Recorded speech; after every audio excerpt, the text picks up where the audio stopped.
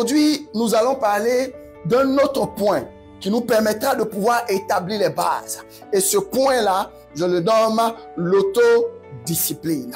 Dis avec moi l'autodiscipline. Alléluia. L'autodiscipline. Bien-aimé, l'autodiscipline est différent de la discipline. Je ne te parle pas de la discipline ce soir. Je te parle de l'autodiscipline. Cette capacité-là fait quoi? À te contrôler. Cette capacité-là qui t'oblige à travailler et à te comporter d'une manière particulière sans avoir à ce que quelqu'un puisse te dire quoi faire. Ça, c'est très important. Voilà ce qui fait la différence entre la discipline et l'autodiscipline. Bien aimé, dans la discipline, il y aura des personnes qui vont te dire quoi faire au moment où le faire. Ça devient facile. Quand quelqu'un te dit allons à droite, tu prendras sur toi, peut-être souvent tu peux réfléchir, mais tu prendras sur toi d'aller à droite parce que quelqu'un vient de te dire allons à droite. Quand tu arrives à un carrefour et que quelqu'un te dit à ce niveau-là, va à gauche et après tu vas à droite, ta vie devient aisée. Ça, c'est facile. Mais ce dont je vous parle ce jour, je vous parle de l'autodiscipline. Fais quelque chose avec récurrence sans que quelqu'un ne fasse la police. L'autodiscipline, se discipliner soi-même, sans qu'il n'y ait de policier. Alléluia. Donc, j'ai dit que l'autodiscipline, c'était quoi? C'était la capacité à se contrôler, à s'obliger à travailler dur. Bien aimé, vous voyez, à s'obliger à travailler dur ou à se comporter d'une manière particulière, sans avoir besoin que quelqu'un vous dise quoi faire. C'est aussi la capacité à tenir ses engagements, à tenir ses promesses, à respecter ses propres délais. C'est-à-dire quand quelqu'un s'assoit et qu'il décide de respecter ses propres délais, de respecter ses propres engagements, de tenir ses propres promesses, bien aimé, c'est de l'autodiscipline. Quand vous voyez la vie de ceux qui réussissent, c'est pas des gens à qui on dit tout le temps quoi faire. C'est pas des gens à qui on instruit chaque fois la voie qu'ils doivent suivre. Non. Ce sont des gens qui prennent sur eux-mêmes, qui s'éduquent de telle façon que ils ont des habitudes qui s'exécutent automatiquement. Et ils le font sans que quelqu'un ne leur dise quoi faire. L'autodiscipline. Alléluia. Quand on parle de l'autodiscipline, il y a une chose très importante. C'est pas d'excuses. Dis avec moi, pas d'excuses. Bien-aimé, quand vous êtes engagé dans l'autodiscipline, il y a un maître mot, pas d'excuses. Ça veut dire que dans l'autodiscipline, tu n'as pas le droit de trouver des excuses à une chose que tu étais censé faire et que tu n'as pas fait. Donc, dans l'autodiscipline, c'est pas d'excuses. Pas d'excuses. Amen. Amen. L'autodiscipline aide à mettre de côté toutes les émotions conflictuelles indésirables et à se débarrasser de toutes les mauvaises habitudes. Et surtout, l'autodiscipline permet d'éviter la procrastination. Quand vous voyez un homme procrastiner, c'est quelqu'un qui n'en a pas encore fini avec l'autodiscipline. Parce que quand tu es autodiscipliné, bien aimé, la procrastination ne viendra pas taper à ta porte. Amen. Amen. L'autodiscipline te permet de pouvoir rester concentré, de rester focus sur ce que tu as à faire. L'autodiscipline te permet de pouvoir garder le contrôle de ta vie, de garder le contrôle. Parce qu'il y a des choses que tu fais et que tu les fais pas parce que tu en as envie, mais tu les fais parce que c'est nécessaire de faire. Alors, cela m'amène à vous dire qu'il y a deux types de personnes. Il y a ceux-là qui attendent d'en avoir envie pour le faire, et il y a d'autres qui décident de le faire avant d'en avoir envie. Donc voilà deux types de personnes. Je ne sais pas où est-ce que tu te situes, mais quand on parle de l'autodiscipline, on fait attrait à ces deux personnes. La première personne dit non, j'ai vraiment envie. Je ne sens pas l'envie. Je vais attendre d'abord d'avoir l'envie avant de le faire. La deuxième personne dit non, je dois le faire, alors je me mets à le faire. L'envie va venir après. Dans quelle catégorie de personnes tu te retrouves?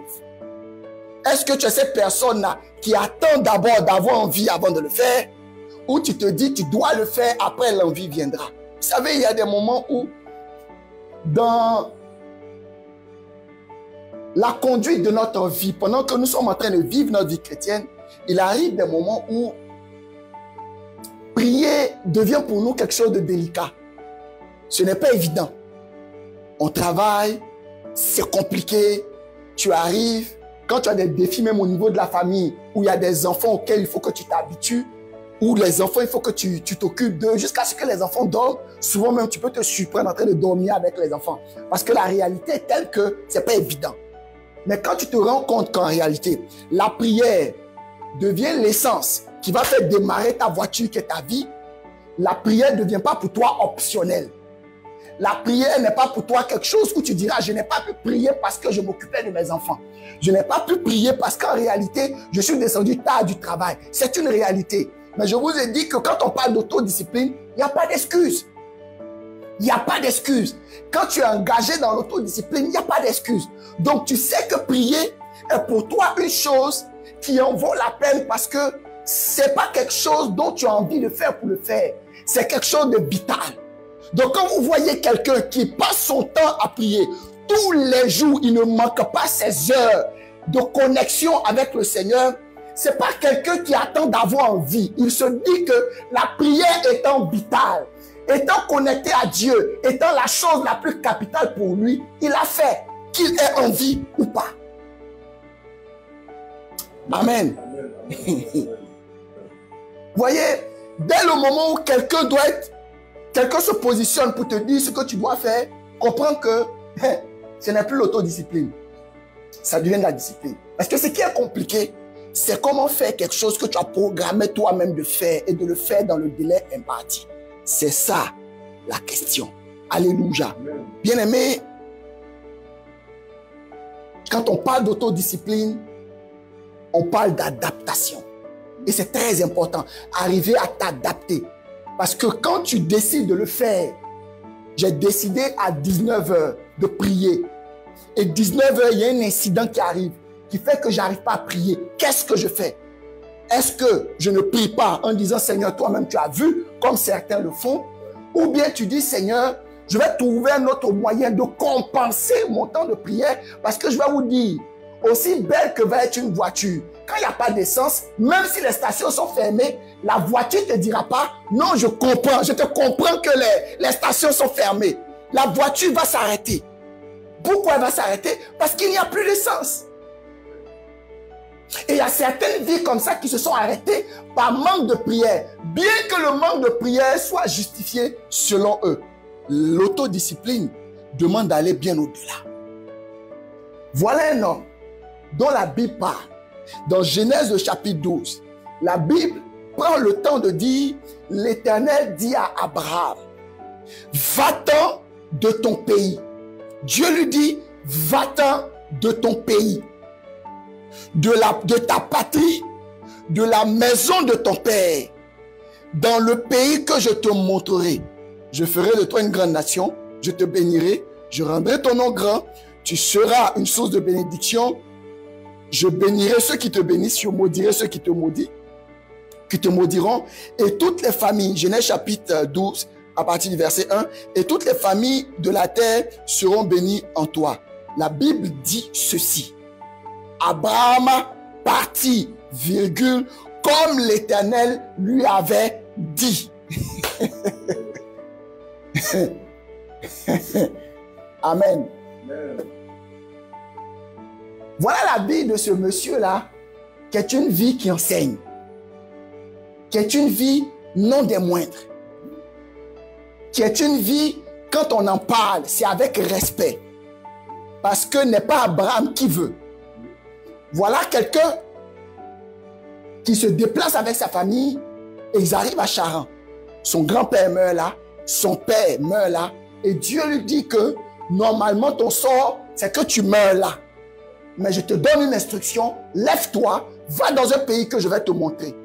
Il pouvait être en train de dialoguer pour dire, non, je ne comprends pas, moi, je suis déjà habitué à cet état de confort. Je suis déjà habitué à cet environnement, je le connais, je le maîtrise. Dieu lui dit, lève-toi, il faut partir. Une voix qu'il n'avait pas entendue auparavant, parce que la Bible ne nous dit pas. Donc on suppose qu'il n'avait pas entendu cette voix auparavant. Et cette voix lui dit, lève-toi, va dans un pays. La Bible dit, il se lève et il fait exactement comme Dieu lui a dit. Il prend sa femme, il prend ses serviteurs, il prend tout le monde et il part. Bien aimé, vous savez, l'autodiscipline va demander que tu écoutes ta conscience. Parce que ta conscience a déjà paramétré certaines choses. Et Dieu, en nous parlant, utilise beaucoup notre conscience. C'est la raison pour laquelle, quand quelqu'un a déjà tué sa conscience, c'est difficile, c'est compliqué. Il y a des choses que ta conscience dit, ça, c'est pas bon, ne le fais pas. Mais quand tu dis à ta conscience, tais-toi, il va arriver des moments où ta conscience te dira, je t'avais dit, tu ne m'as pas écouté. Alors cet homme s'élève et continue. La Bible dit, sa vie est tellement grande, on ne pourra pas citer toutes ces choses-là, mais je vais juste donner 2 ou 3 points. Il était quelqu'un qui était fortement, bien qu'il sorte d'une famille d'idolâtres, il avait l'Éternel pour Dieu. Il a enseigné ses enfants qu'il a eus en l'Éternel. Il a permis à tous ses serviteurs, parce que la Bible dit, il faut que tu circoncises tous ceux-là. Il les a circoncis, c'est-à-dire qu'il a imposé son Dieu à tout l'environnement dans lequel il était. C'était quelqu'un qui avait les mêmes pratiques au même moment, jusqu'à ce que quand son fils naît et que son fils grandit et qu'il dit à son fils, suis-moi, son fils s'est dit qu'on va adorer l'Éternel comme on a l'habitude de l'adorer. C'est-à-dire que c'était quelqu'un qui avait l'habitude de pouvoir mettre Dieu au premier plan et de pouvoir bâtir des autels à l'Éternel. Bien-aimés, pour que nous puissions arriver là où nous devons arriver, nous avons besoin d'autodiscipline. Nous avons besoin de discipliner notre vie et de faire de notre vie une machine qui va tourner seule à un rythme qui a été déjà paramétré. Bien-aimé, comment tu as décidé l'année passée de lire ta Bible pendant toute une année? L'année, tu as commencé au mois de février, tu as dit que tu vas lire 3 chapitres par jour, mais tu n'arrives pas à tenir ce rythme-là. Quand tu ne tiens pas ce rythme-là, tu es en train de faire comprendre que l'autodiscipline n'est pas quelque chose avec lequel tu fonctionnes. Or, il faut que tu fonctionnes avec l'autodiscipline pour que ta vie, étant autodisciplinée, tu puisses partir conquérir une certaine couronne. Bien aimé, quand on est dans un système où il faut appliquer de l'autodiscipline, tu te dis que en réalité, ce n'est pas seulement ta vie qui est engagée, mais la vie de toute une génération qui est engagée. Quand tu décides, par exemple, de lire 3 chapitres par jour, en réalité, ça peut être quelque chose de futile, mais c'est une chose qui a son sens. Lis-les. Peu importe, c'est toi qui l'as décidé. Donc, vous voyez que quand quelqu'un pense sur lui, de pouvoir respecter ses propres engagements, là, on parle d'autodiscipline. Bien aimé, c'est une chose avec laquelle tu dois commencer à travailler pour pouvoir arriver à bon port. Là, on est en train de planter les semences. Il faut que tu sois autodiscipliné. Il le faut. Sois autodiscipliné. Alléluia. Alléluia. Vous savez, l'autodiscipline demande souvent de l'humilité. Moi, je me souviens quand je suis arrivé au Canada et que j'ai laissé, je suis venu pour être ici. Je ne comprenais pas comment les choses fonctionnent. Et bien aimé, j'en ai pris ça à mes dépens.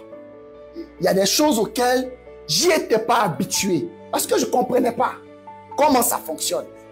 Parce qu'ici, il faut t'occuper des enfants. Je vous prends un exemple tout simple. Les poubelles. Il y a une poubelle, bon, ils appellent ça le recyclage, la poubelle bleue. Il y a la poubelle noire classique. Et maintenant, il y a le compost, qui est la poubelle des aliments et consorts. Les 3 poubelles-là, elles sont bien déterminées. Et dans le quartier où tu habites, il y a des jours.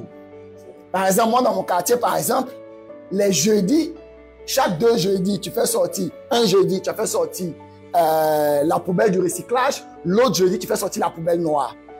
Mais il arrive des moments où c'est ma responsabilité.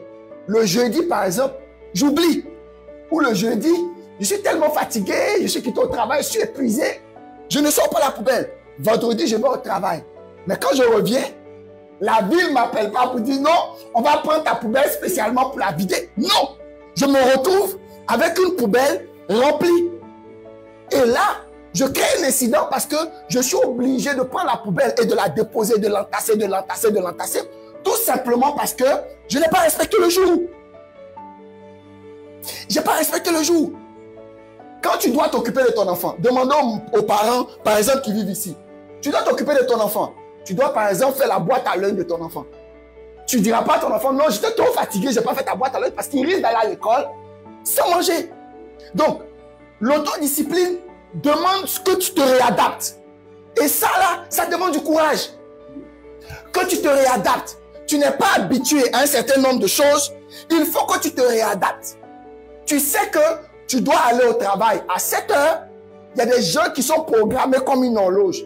À 5h15, ils sont réveillés. Comme des militaires, ils sont réveillés. Mais quand ils se réveillent à 5h15, ils ne s'arrêtent pas pour tourner sur lui-même, pour ronger les ongles. Non! Il y a un certain nombre de tâches qu'il exécute afin de pouvoir rentrer dans le temps. Ici, par exemple, les bus. On vous dit que le bus passe à 6h45. Même quand tu arrives à 6h46, le bus est parti. Il est parti. Tu ne diras pas au chauffeur de bus, non, attends-moi, excuse-moi. C'est parce qu'en réalité, mon horloge s'est réveillé tard. Ça ne marche pas comme ça.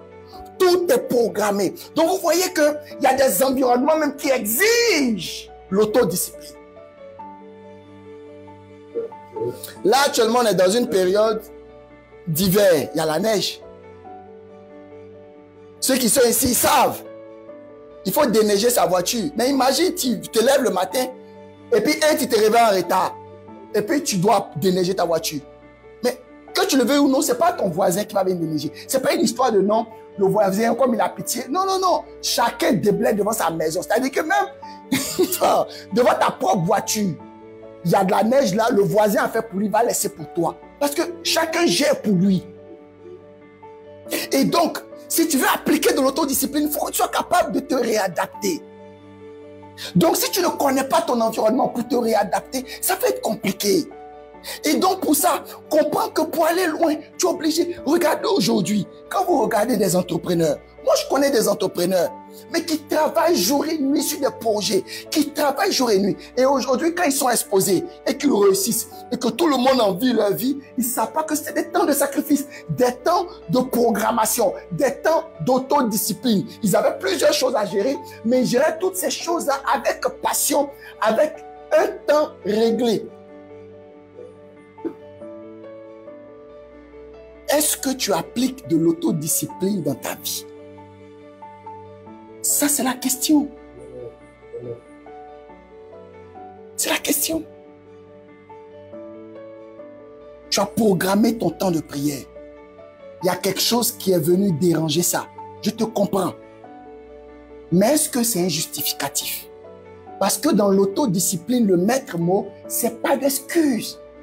Pas d'excuses. Pas d'excuses. Dès le moment où tu justifies que là, tu es dans une position, tu n'as pas l'argent parce que, regarde aujourd'hui, ça fait 3 ans, 4 ans, 5 ans que tu travailles, mais tu n'as pas d'économie. Tu trouveras quoi? Une excuse. Non, j'ai pas parce qu'il faut que je m'occupe de ma mère, de mon père, de mon cousin, de mon oncle, de ça. J'ai tellement de chats et de trucs. Ce sont des excuses que tu alignes. Et quand tu alignes des excuses, tu décides que l'autodiscipline n'est pas fait pour toi. Il y a des gens qui gagnent moins que toi, mais qui arrivent à épargner. Comment ils le font? Comment ils le font? Il y a des gens qui sont plus jeunes que toi et qui arrivent à épargner. Comment ils le font? Comment ils le font? Tu as même, je vous assure, même dans les relations amicales, tu es ami avec quelqu'un. Il y a des gens qui n'arrivent pas à garder des amis parce qu'ils sont instables. Mais quand vous voyez quelqu'un qui est stable, c'est quelqu'un qui ne pratique pas l'autodiscipline. Non. Non. Alors la question, c'est est-ce que je pratique l'autodiscipline? Si tu ne le fais pas, comment arrives-tu à pouvoir le faire? Amen. Amen. Je vous l'ai dit, quand vous voyez des gens qui arrivent à réaliser leurs rêves et à pouvoir arriver à bon port, c'est des gens, imaginez Abraham. On a vu l'histoire de ce monsieur-là, Abraham. Il attend 25 ans pour avoir son enfant, 25 ans. Mais pendant les 25 ans, à votre avis, il faisait quoi? Il avait les mêmes habitudes au même moment. La preuve en est, quand vous lisez l'histoire, vous vous rendez compte qu'il y avait 3 anges qui passaient. Il les a arrêtés. Il a insisté pour que ces anges-là mangent. Parce qu'il les a identifiés comme étant des porteurs de bonnes nouvelles. Parce qu'il les a identifiés comme des gens venant de l'Éternel. Bien aimé, si c'est quelqu'un qui n'avait pas cette habitude-là, il allait rester dans son état frustré pour dire, Seigneur, toi tu m'avais promis, tu m'as battu. Ok. Et puis il ferme ses yeux sur son environnement, il laisse les anges passer.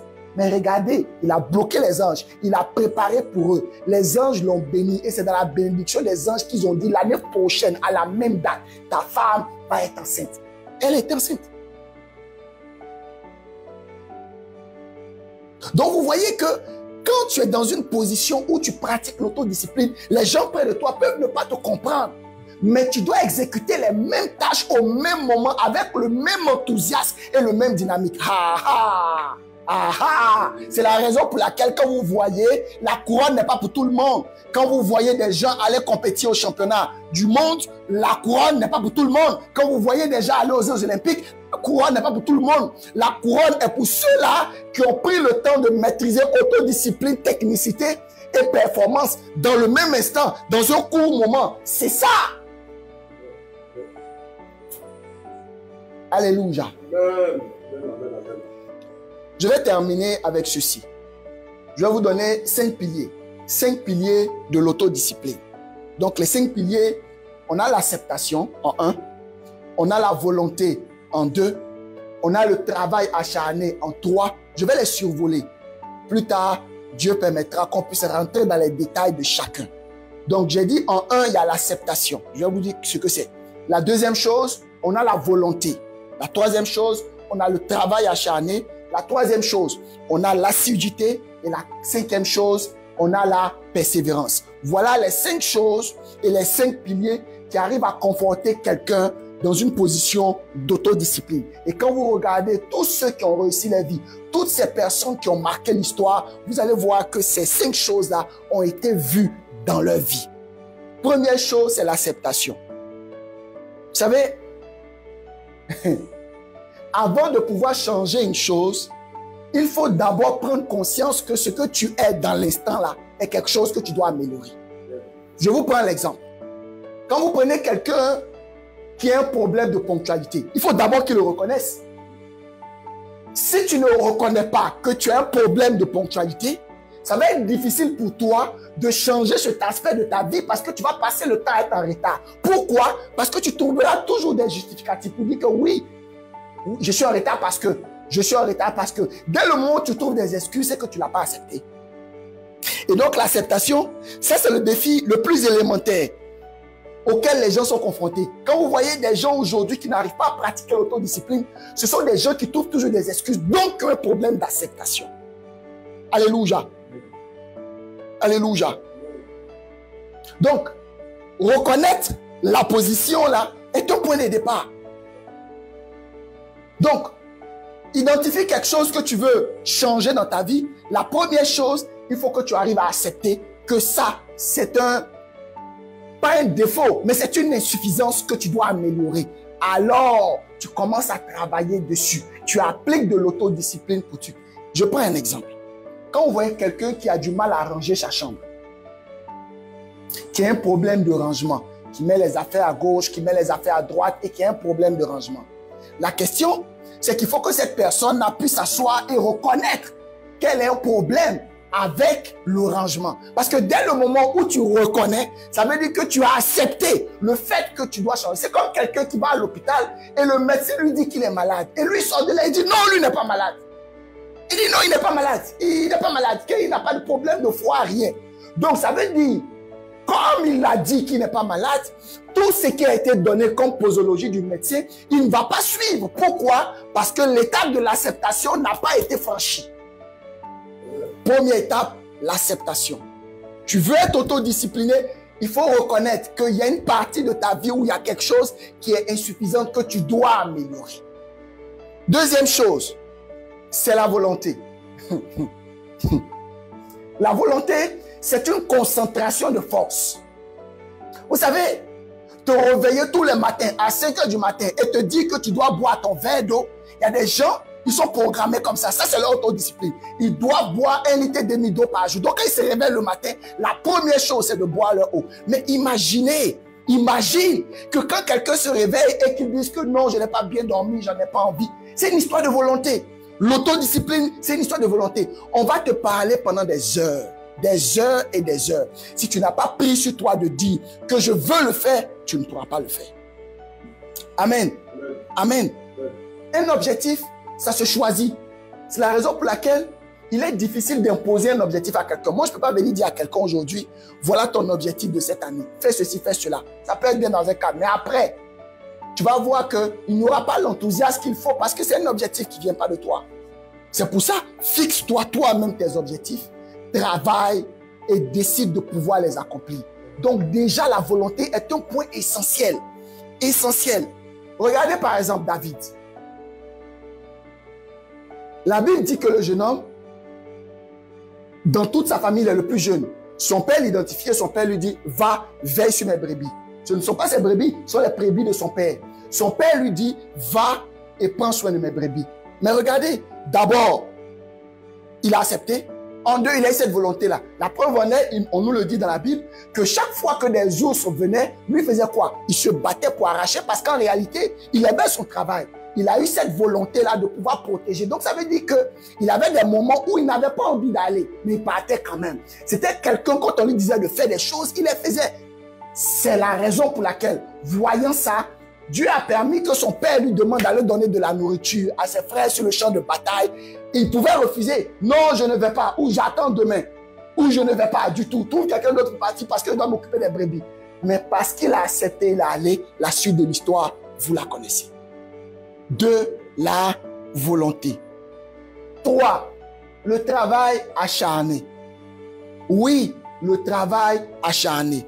La Bible dit dans 2 Thessaloniciens 3, le verset 10, que celui qui ne travaille pas ne mange pas. Bien-aimé, quand tu veux appliquer de l'autodiscipline, tu dois être un bosseur fou.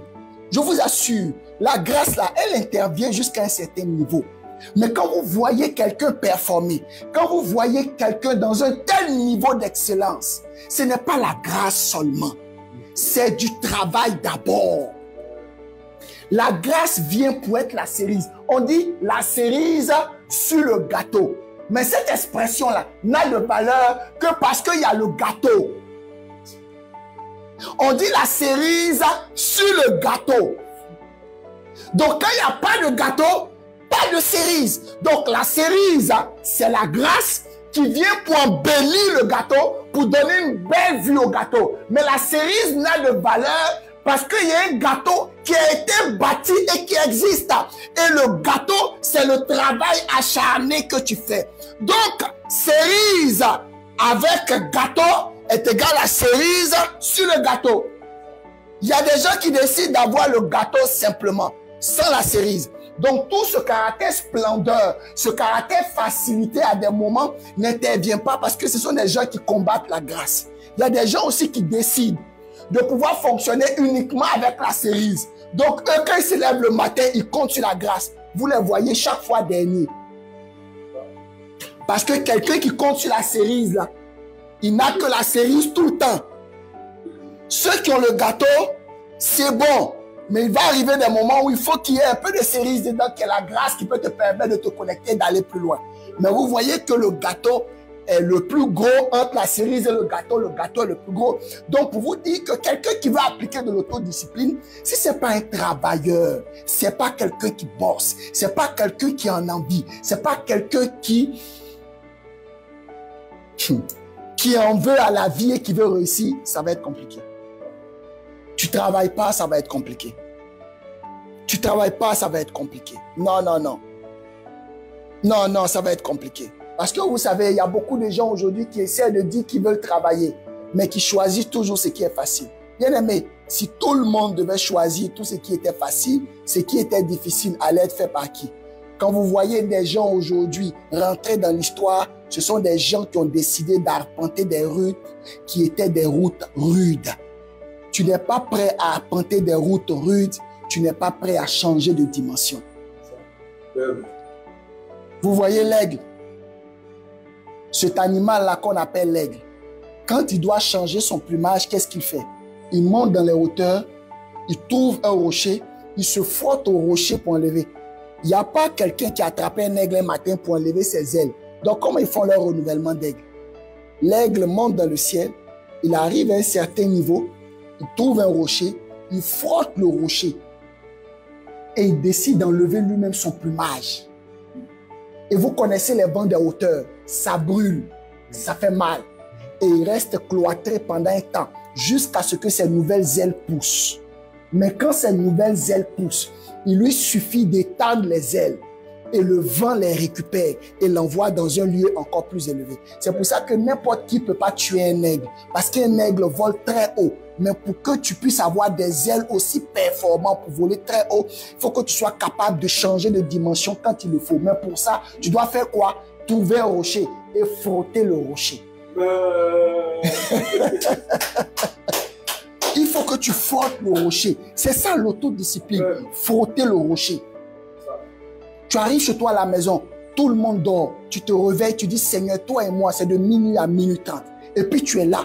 Tous les jours, minuit à minuit 30, tu es avec le Seigneur, vous priez.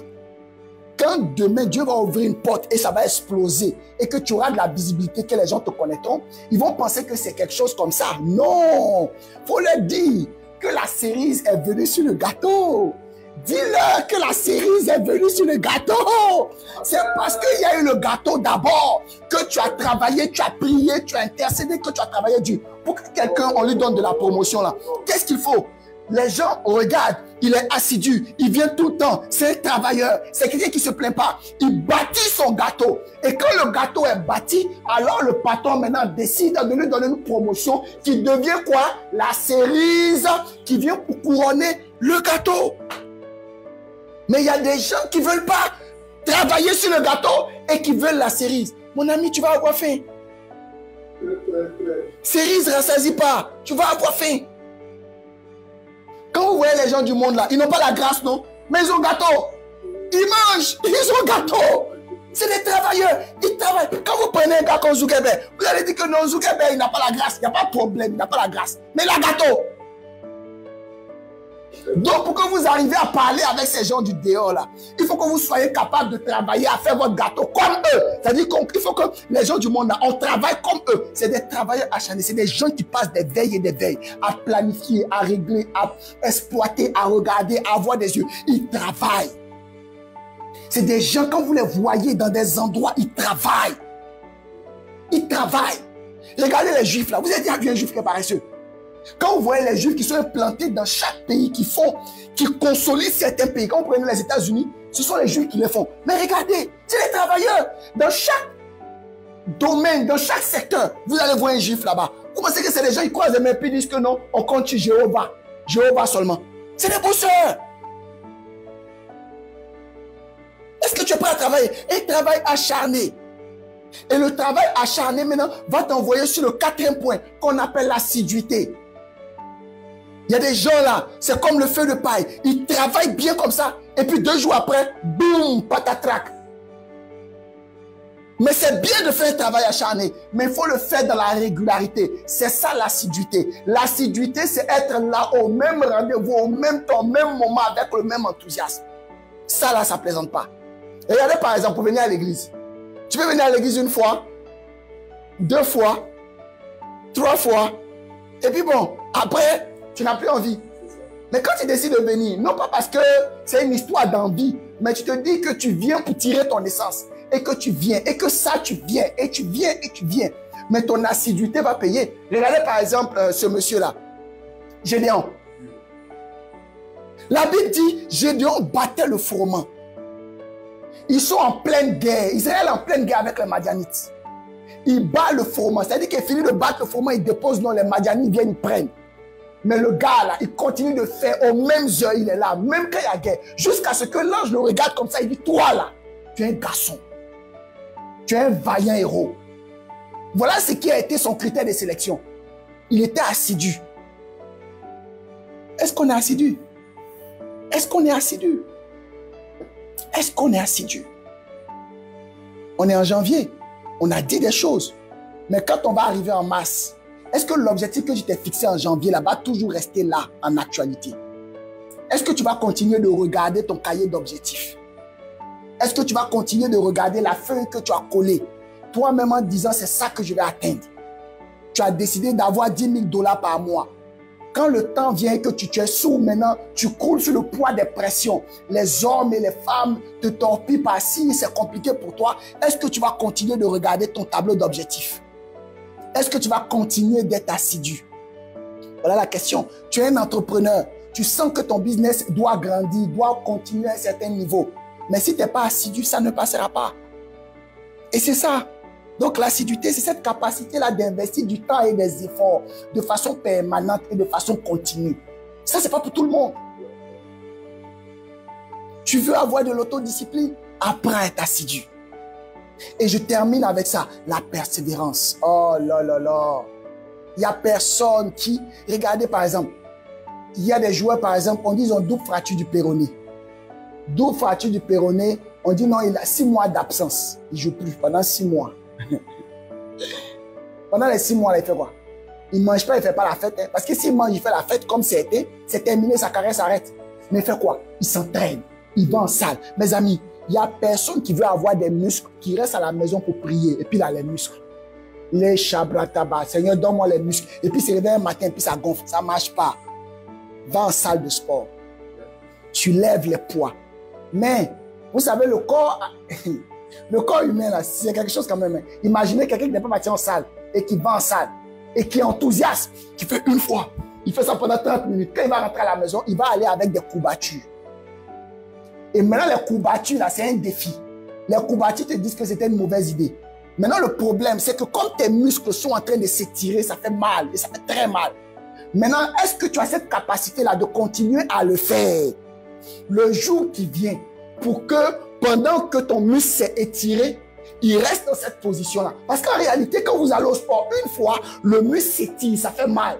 Maintenant, à toi maintenant de continuer à faire pour maintenir le muscle à ce niveau. Parce que si jamais tu ne le fais pas, tu atrophies le muscle et il redevient comme il était. C'est pour ça le sport, on ne fait pas ça une fois chaque 3 mois. Ça ne marchera pas. Ça ne marchera pas. Tu fais le sport une fois chaque 3 mois, ça ne marchera pas. Tu vas te tuer. Regardez aujourd'hui, on dit il y a des gens là, ils font des pompes, 100 pompes par jour.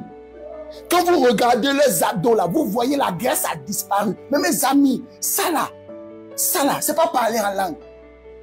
C'est travail, c'est persévérance, c'est douloureux, mais il est dedans. Matin, il se réveille. 1, 2, 3, 4, il pompe 100 fois. Et il est dedans. Il fait ses abdos, il fait ses exercices. Maintenant, quand tu le vois dehors, tu le vois en t-shirt, tu dis, hé Seigneur, quand est-ce que j'ai à avoir ce corps-là? Mais pour avoir ce corps-là, il faut faire exercice. Il y a des moments où ton corps même veut te lâcher. Ton corps dit non. Tu dois dire à ton corps oui. Pour aller en salle de sport, regarde la salle de sport, elle est loin de chez toi comme ça. Tu dois traverser, aller en hiver, souvent même il pleut. Pas d'excuses. Si tu dis non, comme il pleut, je ne veux pas partir. Bien aimé, ce n'est pas la persévérance, tu n'es pas en train d'appliquer l'autodiscipline. Mais quand tu te dis non, même s'il pleut, je vais aller sur la pluie, je vais me tuer parce que j'ai un objectif. J'ai payé la salle de sport pour 3 mois, je dois aller 2 fois par semaine au sport et je vais voir le résultat. Et tu le fais. Et tu le fais. Gloire à Dieu. Que Dieu vous bénisse. Aujourd'hui, nous avons parlé de l'autodiscipline et on a dit que c'est un pilier important pour établir les bases pour réussir son année. Ce n'est pas de la discipline, mais de l'autodiscipline. Cette capacité-là à faire des choses, à tenir ses engagements sans que quelqu'un ne t'en impose ou que te le dise. La discipline, c'est bien. On te dit va à droite, tu vas à droite. Mais quand c'est toi-même qui dois décider d'aller à droite et exécuter ce que tu as dit, ça devient un peu compliqué, mais c'est possible. Alors, il faut que tu appliques de l'autodiscipline. Des gens dans la Bible ont été autodisciplinés. Des gens dans la Bible ont décidé de faire ce qu'ils ont décidé de faire. Quand vous prenez un homme comme Abraham qui décide de bâtir des hôtels, de transférer cette connaissance à ses enfants, c'est une autodiscipline. Quand vous prenez des gens comme David, vous prenez des gens comme Gédéon, vous prenez des gens comme Jephthé, ce sont des gens qui ont décidé de le faire. Alors, il faut que tu le fasses. Et on a dit que l'autodiscipline avait 5 piliers. Le premier pilier, c'était l'acceptation. Les secteurs de ta vie que tu vas améliorer, il faut d'abord en prendre conscience. Dis que ça là, c'est une insuffisance, je dois travailler dessus.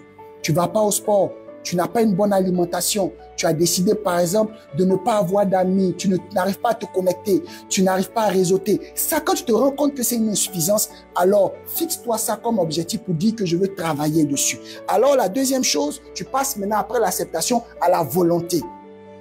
Tu as la volonté de tenir tes engagements et d'atteindre cet objectif. Et quand tu finis là, maintenant que tu as accepté et que tu as la volonté, maintenant va venir la partie 3 qui est la partie très importante. Le travail acharné, travailler. Même quand il pleut, il y a la neige, c'est la tempête, travaille. Aime travailler. Tu es à l'église, travaille. Tu es dans ton travail séculier, travaille. Les enfants de Dieu n'aiment pas travailler. Et ça, c'est pas bon. Il faut que tu travailles. Aujourd'hui, tu veux que ton couple soit un couple réussi. Tu lis les livres. Tu prends des témoignages, mais tu travailles sur ton couple. Il y a des choses que tu dois faire. Un couple qui dure 20 ans, 30 ans, 40 ans, ce n'est pas fait comme ça au claquement des doigts. C'est la raison pour laquelle on a parlé de la cerise sur le gâteau. Pour que la cerise ait toute sa noblesse, il faut que la cerise soit sur le gâteau. Mais qui bâtit le gâteau? C'est toi le pâtissier. C'est toi qui dois faire le gâteau. C'est toi qui dois faire la pâte. C'est toi qui dois mettre au four. C'est toi qui dois faire tous les agencements pour que le gâteau soit là. Les gens du dehors, les gens du monde, qu'on appelle les gens du monde, ce sont des travailleurs. Ils ont bâti leur gâteau. Et les enfants des enfants de leurs enfants sont en train de manger des gâteaux. Il y a des gens ici là, à qui les petits-enfants ont des héritages de millions. Des gens ont des héritages terribles. Terrible. Il y a des gens qui ont de l'argent. Regardez par exemple, pas plus tard que cette semaine-là, il y a eu ce qui s'est passé en Californie, à Los Angeles. Le feu avec le vent qui a emporté plusieurs grosses maisons qui étaient à Los Angeles. Mes amis, c'est un fait. On peut dire ce qu'on dit, il n'y a pas de problème. Moi, je ne veux pas rentrer dans la spéculation. Mais ce que je dis, c'est que on me dit par exemple qu'un acteur comme Will Smith, sa maison coûtait 45 millions de dollars. Sa maison. Mais les 45 millions de dollars, c'est du travail qu'il a fait. Il a pris son argent, il a travaillé et il a bâti sa maison. Qui ne veut pas habiter dans une telle maison, dans un tel quartier? Aujourd'hui, ça a emporté. Et on compatit pour eux parce que c'est plusieurs années de travail qui ont été emportées. Et ça nous fait comprendre que Jésus va revenir. Il va revenir bientôt. Mais ce sur lequel je veux mettre l'accent, c'est que mes amis, c'est des gens qui ont travaillé pour avoir ce qu'ils ont. Ils ne se sont pas réveillés comme ça un matin pour compter sur la grâce. Non! Travaille. Il faut travailler. Tu veux avoir l'autodiscipline? Travaille. Tu m'écoutes? Travaille. Ne sois pas paresseux.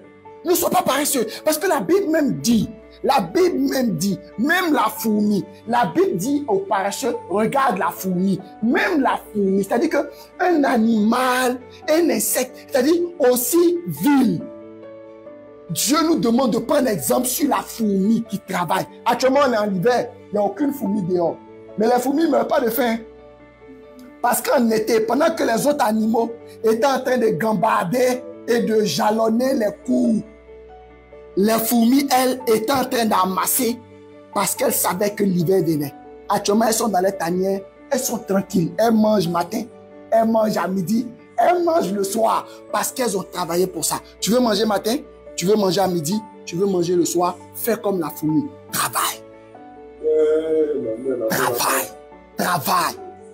Et quand tu vas travailler, que ça ne soit pas un feu de paille, parce que tu m'as entendu aujourd'hui, tu vas te dire, je vais travailler. Et puis après, 2 jours après, ça tombe. J'ai entendu des gens dire que j'arrive à me motiver. Après, je suis découragé. Et c'est là qu'on parle d'assiduité. Il faut que tu sois assidu. Les grands champions, en plus de travailler durement, ils le travaillent dans le temps. Ils le font dans le temps. Ils sont assidus.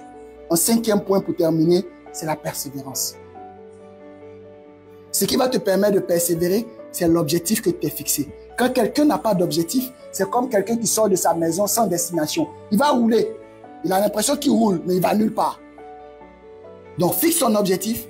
Quand ton objectif est bien fixé, c'est en ce moment-là que tout ce que tu es en train de faire comme travail, comme volonté, comme acceptation, comme assiduité, va répondre à la persévérance. Et tu vas dire que je ne suis pas bien actuellement. Les gens ne croient pas en moi, mais je vais réussir parce que je me suis fixé un objectif. Tu vas te dire qu'actuellement c'est vrai, je suis dans un emploi où je ne gagne pas beaucoup. Mais actuellement, tu es en train de faire des coups du soir. Fais-les. Parce que quand tu vas finir avec tes coups du soir, ça te demande du temps, ça te demande de l'énergie, ça te demande même des finances.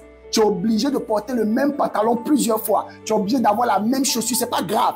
Tu as ton objectif que tu vas atteindre. Aie ton examen, aie ton diplôme. Tu vas voir que la cote va monter. Tu auras un autre emploi et tu auras plus de salaire. Et pour ça, paye le prix maintenant.